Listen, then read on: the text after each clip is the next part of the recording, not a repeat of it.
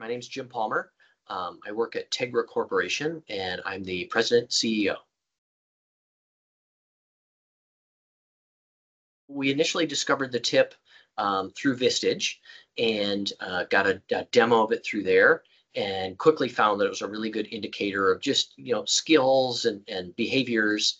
And so we used it to, I guess, prove or check our answer when you interview somebody, what they tell you and how they present themselves. This was kind of a way to peek under the hood and see the real person. And usually, you found the right person is after the interviews. You kind of get used to what the tip assessment is going to show you, and so you have started to kind of be able to predict, right? And then you get this tip assessment that doesn't match what we've seen, and we go, oh, all right, maybe this person was trying to pull one over on us. But then the people that are usually pretty self-aware, they present how they really are, and the tip assessment matches, and that's always a really good indicator of how they're going to show up.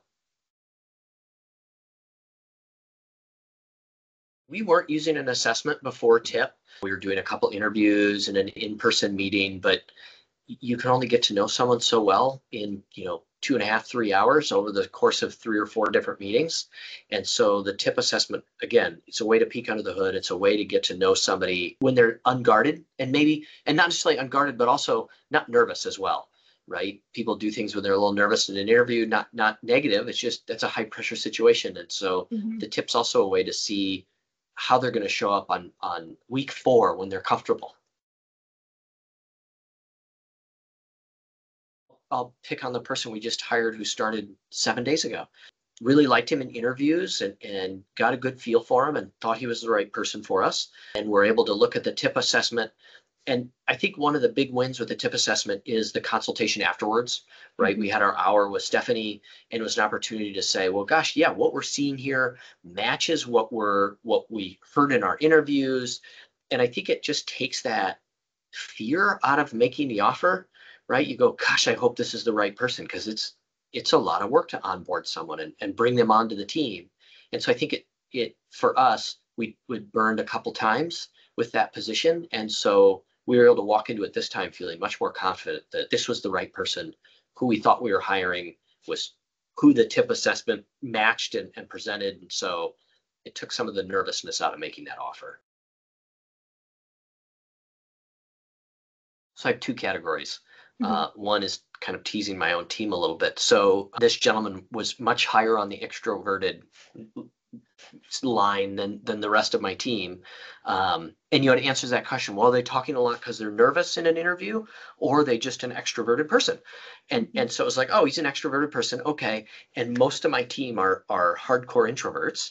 And so it was really good for us to talk through that in the consultation and say, you know what, we need that other exposure on our team. And so this is a good fit. Without that, you don't know until a week or 2 in that, oh, he's an introvert. He wasn't nervous. And so as an introvert myself, I could prepare myself for it. So exactly. Yeah. And I think the other thing with this hire was, we were able to see how curious they were.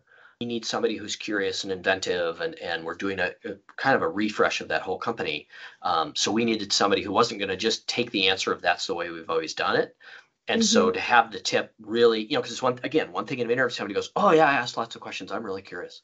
But it's another thing to see in their behaviors that, yeah, this person seeks information, they gather the facts. That was a huge deal. We've done some other assessments over the years. We've done disc profile. We've done, I think it was called emergenetics or something. We did a couple of those. And then we've done, can't remember, there's been a couple others, and there's some that we've used kind of with our frontline teams to just do a quick overview. And they're good, but I'll say they're kind of more surface layer. I felt like the tip dives a little deeper. And again, the value of that consultation, right? The other profiles give you this sheet of paper, you got the color wheel, and you got some notes, and they say, here's what you should think about this. But the consultation, the ability to ask the question and say, well, how do these 2 behaviors interact? And here, they know my scores. And so, hey, the consultant looks at my scores and says, you have a tendency to do this. They have a tendency to do that. These things about you are going to be a superpower. These things together, you're going to have to, be conscious of that when you interact. It's going to make you a better team if you're aware that you think about the world differently in these aspects. I think that's really huge. And we and I'm jumping off topic with your question here, but we actually ran every single person in our leadership team through the tip and had them do a one-on-one consultation. Just, here's who you are as a person and get to know yourself. And hey, here are the sometimes where you sabotage yourself, and here are the superpowers you can leverage. And then we also took, in addition to that, we took our executive leadership team and then our leader from every single location and did a consultation with the 4 or 5 of us together and shared all our scores. And so it was a way for us as a team to say, oh, we communicate well about these things. Boy, that's why Jim's such a weirdo about this. And it's a really great way, a neutral kind of transparent setting to really share personalities. And it increased our communication skills significantly. And people still we did it about 2 years ago, and people still reference back to that I know why you just said that. It's because you think about things this way. So that's been really powerful for us as a team. Well, and I find sometimes when I'm struggling with something, I'll pull up the chart and go, oh, he's really good at that, or she's my expert there. I need to just go talk to her for a little while, right? Yeah. And I don't think about things this way. She's really good at thinking about, she's data oriented, and I'm a squirrel. I jump from thing to thing. And so sitting down with that person, they can help you find an answer maybe differently than I would have on my own. And I think without that tip and without that team profile, I wouldn't necessarily, I think people develop that relationship over decades of working together, but this was like the cheat code to get there faster. To the point of when you run the tip on somebody, you know how they're going to show up, you know their tendencies and their behaviors ahead of time. And what I like about the tip is like none of the behaviors are wrong, none of it's judgmental. It's just here's how they're going to approach the world. And so I think it lets us as a team, both as leaders and as members of the team, be more effective because we know how to approach each other. And so when that person shows up for their first week, we aren't kind of feeling each other out. I can go, oh yeah, for example, the hire we just talked about, right? I know he's an introvert, so I know that in order to make him feel really welcome and excited about his first couple of weeks, I got to carve out some time just for conversation, right? Just for talking. If he was an introvert, he wouldn't want that. He'd say, let's get to work. Stop bothering me. Why are you asking me about my family, weirdo? Right? And so I think it just lets people onboard so much faster and feel part of the team and seen so much faster than just showing up blind. But I feel like it's a little bit of a cheat code. You see the answers of how can I best lead this person? How can I best help them succeed before you even get them in the role, right? You know that here's some things, some resources, some tools, some tips I can do to help really make them effective and help them grow before you even do your first one-to-one with them. And so it's really fun to be able to show up to those first meetings, those first onboarding sessions, and know them as a person at a deeper level than, again, just 2 hours in an interview or a quick in-person walk through the plant.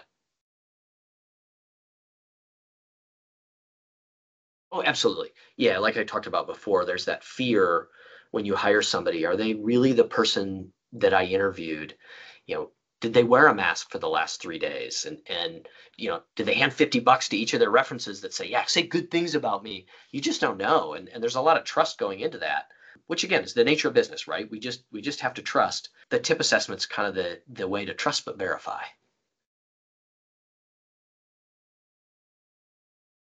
We all know how traumatic it is when you get the wrong person in your organization, and financial and cultural, and just I think as a good leader you want people to succeed. So there's that emotional toll of I picked the wrong person, I asked them to leave their old world behind and join us, and now it's not a good fit.